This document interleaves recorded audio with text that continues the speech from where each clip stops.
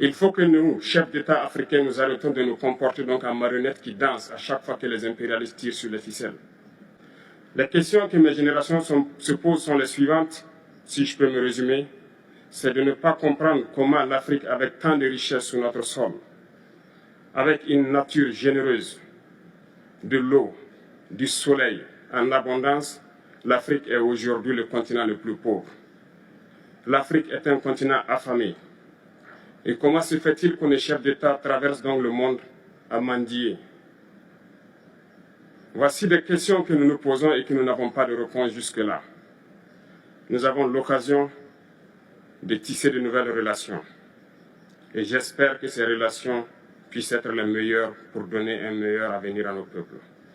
Ma génération me charge aussi de dire que, par ce fait de pauvreté, ils sont obligés de traverser l'océan pour essayer de rallier l'Europe. Ils meurent dans l'océan. Mais que prochainement, ils n'iront pas traverser parce qu'ils viendront devant nos palais pour chercher leur pitance quotidienne.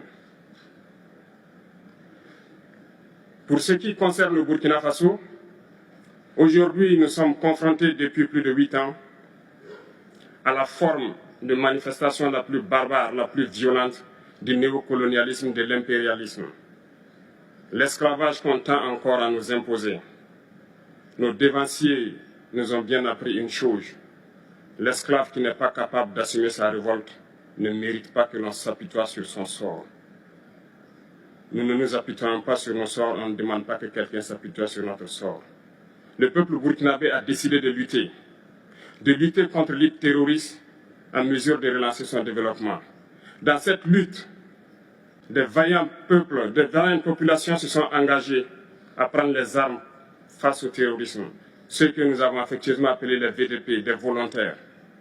Nous sommes surpris de voir les impérialistes traiter ces VDP de milices et de tout type.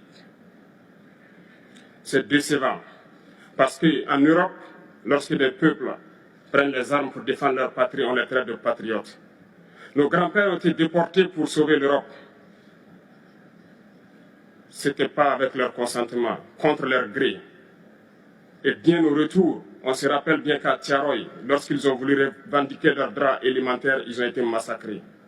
Cela ne fait rien donc. Lorsque nous, peuple, nous nous décidons de nous défendre, on nous traite de milices. Mais là n'est pas le problème.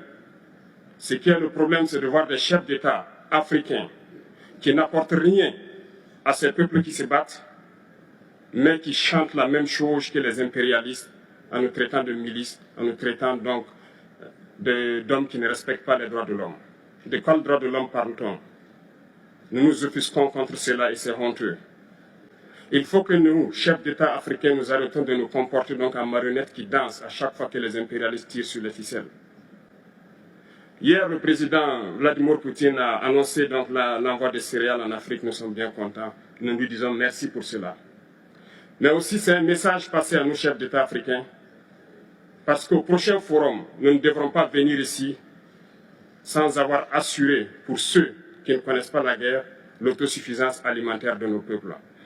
Nous devons prendre l'expérience de ceux qui ont pu déjà atteindre cela en Afrique, tisser de bonnes relations ici et tisser de meilleures relations avec la Fédération de Russie pour pouvoir assouvir les besoins de nos populations.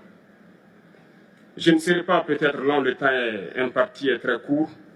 Nous sommes obligés de nous arrêter à un moment donné. Mais je voudrais terminer en disant que nous devons donc rendre hommage à nos peuples qui se battent. Gloire à nos peuples, dignité à nos peuples, victoire à nos peuples. La patrie ou la mort, nous vaincrons. Merci, camarades.